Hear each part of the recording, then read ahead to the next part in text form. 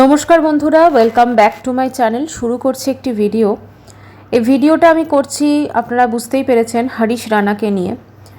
হরিশ রানাকে নিয়ে এই ভিডিওটা করলেও আজকের ভিডিওটা করার আমার মেন কারণ হচ্ছে তার মা বাবাকে নিয়ে।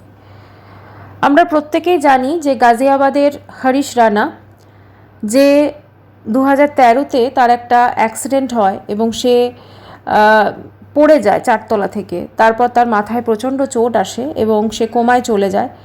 তো তারপর থেকে তার বাবা মা সমস্ত রকম হসপিটাল, যে জায়গায় ডাক্তারকে দেখানো সব কিছু করেছেন, অনেক জায়গায় ভর্তি থেকেছে হরিশ, কিন্তু সে ঠিক হয়নি।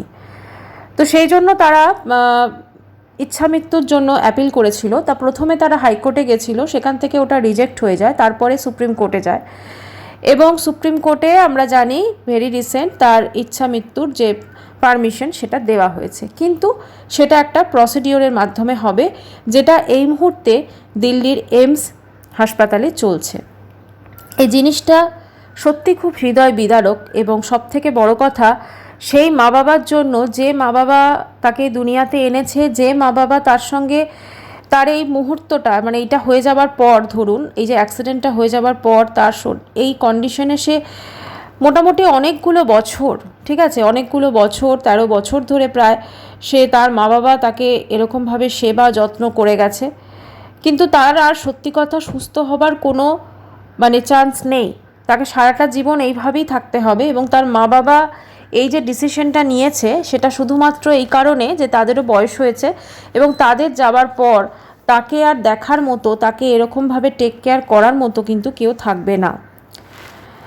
কোথাও না কোথাও এই জিনিসটা হয়তো শুনতে একটু স্বার্থপরতা লাগলেও অনেক বাস্তব। আমরা দেখলাম কালকে একটা ভিডিও ভীষণ ভাইরাল হয়, সবাই মোটামুটি ভিডিওটা সবার কাছেই পৌঁছেছে। সেটা হচ্ছে ব্রহ্মকুমারীর ওখান থেকে একজন এসে হরিশ রানার মাথায় হাত বুলিয়ে তাকে এটা বলে যে সবকো মাফ করতে করতে আর সবসে মাফি মাংতে মাংতে যাও। তো জিনিসটা সত্যি খুব প্যাথেটিক এবং আমার মনে হয় যে এই মুহূর্তটা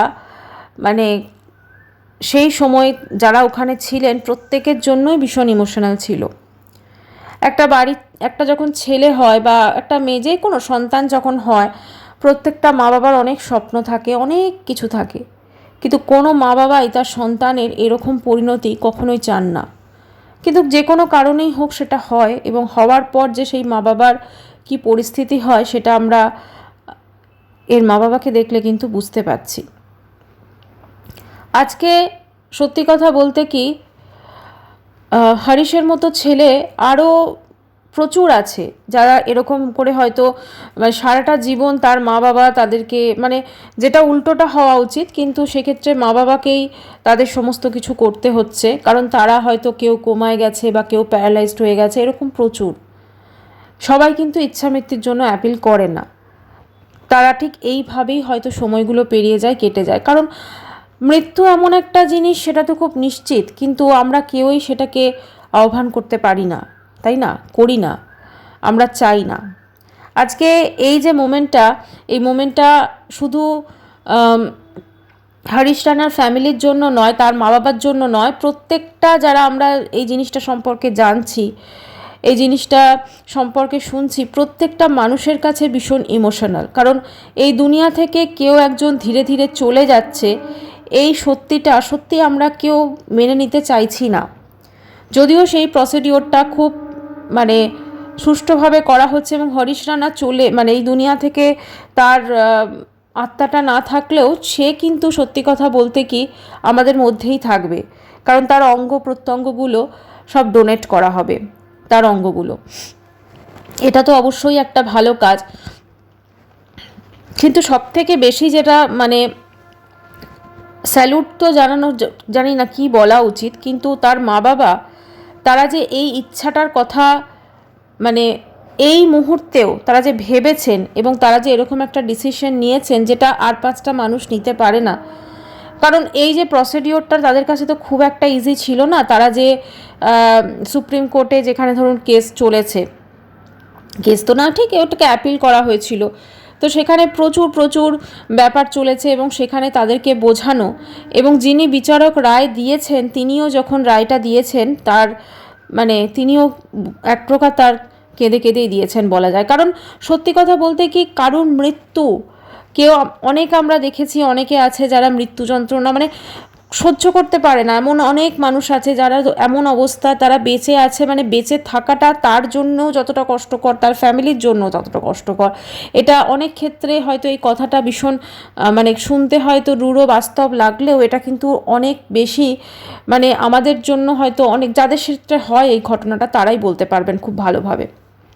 কারণ খুবই মানে ধরুন একটা মানুষ আমি জানি কোনোদিন সুস্থ হবে না, সে অসম্ভব যন্ত্রণা সহ্য করছে। কারণ হরিশ রানাকে যেভাবে ধরুন তার প্রত্যহ দৈনন্দিন যে জীবনযাপন সেটা তো খুব একটা ইজি ছিল না।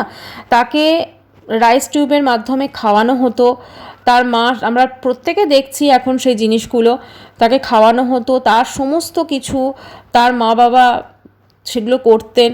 তো এগুলো তারা দিনের পর দিন বছরের পর বছর করেছেন, কিন্তু করার পর যখন তাদের এই বয়স এবং তারা মানে এটাতে সত্যি কথা বলতে কি আর পারছেন না, এবং এটাও চোখের সামনে দেখতে পাচ্ছেন না যে যে ছেলেটাকে একদিন কত স্বপ্ন ছিল আর কত কিছু ছিল সে আজকে এইভাবে পড়ে রয়েছে। কোনো মা বাবাই চায় না যে তার সন্তানের এরকম পরিণতি হোক, কিন্তু এরকম পরিণতি যাদের হয় তারা মানে বেঁচে থেকেও একটা মানুষ ধরুন বেঁচে আছে, তার হৃৎপিণ্ডটা চলছে, কিন্তু বাকি তার কোনো কিছুই আর ঠিক নেই। তো সেক্ষেত্রে শুধুমাত্র লাইফ সাপোর্ট সিস্টেমের সাহায্যে সে বেঁচে থাকে। এই আজকে যে স্টেপটা তারা নিতে পেরেছেন তার মা বাবা, এটা সত্যি মানে অনেকটা হয়তো এই ধরনের বাস্তবতার মধ্য দিয়ে তারা যেতে যেতে হয়তো এটা ডিসিশনটা নিয়েছেন। অনেকেই এটা নিতে পারে না, বা হয়তো অনেককে সুপ্রিম কোর্ট এই মানে আদেশটাও দেয় না, কারণ ইচ্ছা মৃত্যু তো সত্যি এটা মানে কি বলবো, মৃত্যুই তো একটাই তো একটা পাপ আমরা মনে করি না, আমরা কেউই মানে কোনো মানুষকে আমরা মারতেও পারবো না এমনি, বা হয়তো আমরা নিজেদের জীবনটাকেও হয়তো শেষ করতে পারবো না। এটাই অনেক মানুষ অ্যাপিল করেন সুপ্রিম কোর্টে, যাদের হয়তো প্রচণ্ড দুরারোগ্য ব্যাধি বা যারা আর পারছেন না বাঁচতে, যারা এই কষ্টটাকে সহ্য করতে পারছেন না। কিন্তু হরিশ রানাকে যেমন সুপ্রিম কোর্ট সেই মুক্তিটা দিয়েছেন, অ্যাকচুয়ালি এটা মৃত্যুর থেকেও বড় কথা, এটা একটা মুক্তি। আজকে এই যে দীর্ঘদিন যাবৎ যে যন্ত্রণা, যে কষ্ট, যে যা কিছু সহ্য করছে সেই ছেলেটি এবং তার বাড়ির লোক, কোথাও না কোথাও এটা একটা মুক্তির পথ, আর কিছু নয়। কারণ তার অঙ্গ তো রয়েই যাবে, কিন্তু তার মুক্তিটা হচ্ছে। আর খুব এটা একটা ইমোশনাল মোমেন্ট, এবং সব থেকে বড় কথা হরিশের মায়ের জন্য তো অবশ্যই, কারণ তার কোনো মাই তো তার ছেলেকে এইভাবে মুক্তি দিতে চায় না বোধহয়। আর এটা হয়তো যার যেসব মা বাবাকে দেখতে হচ্ছে তাদের সত্যি তাদের মনের অবস্থা আমরা কেউই কখনো কল্পনা করতে পারবো না। তো তাদের এই মানে মুক্তির পথটা যেটা হরিশের, সেখানে দিল্লির এইমস ক্যান্সার যে বিভাগটা রয়েছে সেখানে তাকে অ্যাডমিট করা হয়েছে হরিশ রানাকে, এবং সেখানেই তার এই প্রসিডিওর চলছে, আমরা প্রত্যেকে সেটা জানি।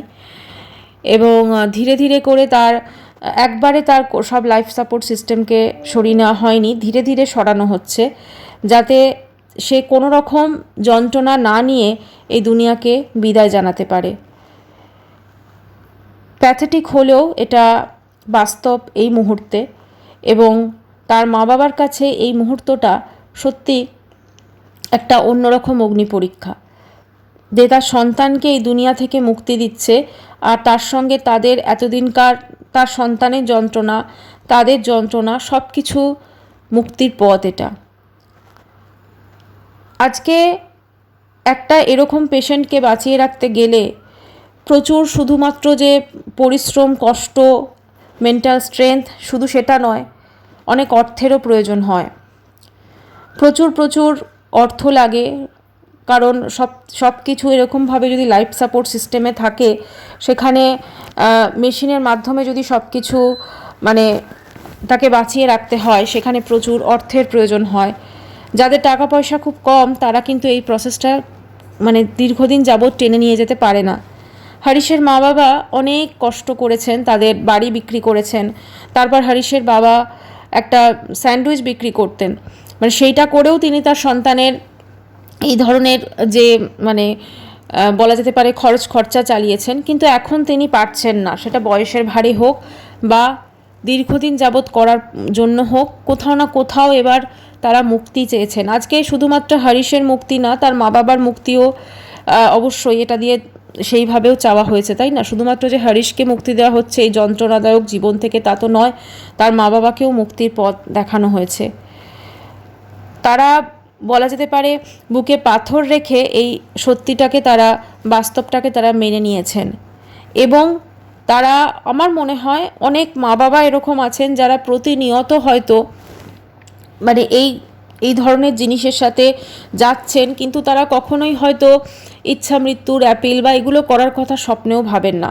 এটা ভাবা উচিতও নয়। কোনো মানুষ, আমার মনে হয় জীবনটা যতদিন আছে সেটাকে টেনে নিয়ে যাওয়াটাই শ্রেয়। কিন্তু যদি একান্তই কেউ না পারে, একান্তই যদি চোখের সামনে দিনের পর দিন এরকম মৃত্যু যন্ত্রণা বা এরকম যন্ত্রণায় কেউ ছটফট করে, তখন তো অবশ্যই সেক্ষেত্রে মুক্তি তাদের জন্য। জানি না এটা কি ঈশ্বর হয়তো, যেহেতু আমরা দেখছিলাম ব্রহ্মকুমারী আর তার মাও সম্ভবত এই ব্রহ্মকুমারীর এখানে হয়তো দীক্ষিত ছিলেন, সব কিছু মিলেমিশে হয়তো মুক্তির পথ এইভাবেই তারা চেয়েছেন এবং এইভাবেই তাদের সন্তানকে তারা মুক্তি দিচ্ছেন। এটাই আমাদের কাছে বিষয়টা হয়তো অনেক কষ্টদায়ক, অনেক অন্যরকম, অনেক মানে সব থেকে বড় কথা কষ্ট তো অবশ্যই আছে। এবং এরকম বোধহয় মৃত্যু মানে ইন্ডিয়াতে প্রথমই হচ্ছে এরকম। এর আগে কিন্তু আমরা ইচ্ছা মৃত্যুর কোনো রকম কোনো অনুমতি কিন্তু কেউ বোধহয় পাইনি, হরিশই হয়তো প্রথম।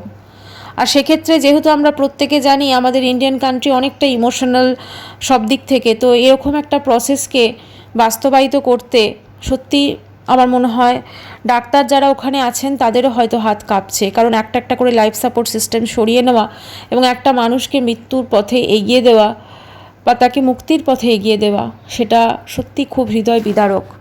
এবং তার মা, তার জন্য হয়তো সব থেকে এই মুহূর্তটা হয়তো অনেক কষ্ট থেকেও যদি কিছু থাকে সেটা, কারণ তিনি তার সন্তানকে 9 মাস গর্ভে ধারণ করে জন্ম দিয়েছিলেন, আর আজকে সেই সন্তান ধীরে ধীরে তার থেকে দূরে চলে যাচ্ছে সেই সন্তান।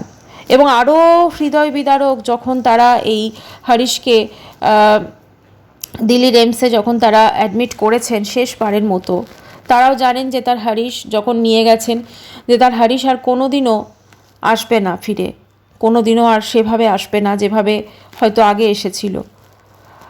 তো সেইটা বাস্তবটা মেনে নিয়ে তারা কিন্তু সমস্ত রিপোর্টার বা মিডিয়া রিপোর্টার বা সবার মানে অলক্ষ্যে তারা কিন্তু হরিশকে একদম তার অন্তিম যে জার্নি সেখানে নিয়ে গেছেন, যেখানে সে পাবে মুক্তির পথ। আর নিজেরাও কিন্তু সেখানেই আছেন, কারণ এই মুহূর্তে তারাও তাদের ছেলের মুক্তির জন্য হয়তো অপেক্ষা করছেন। খুব হৃদয় বিদারক হলেও এই কথাটা অনেক সত্যি, অনেক বাস্তব। এই মুহূর্তে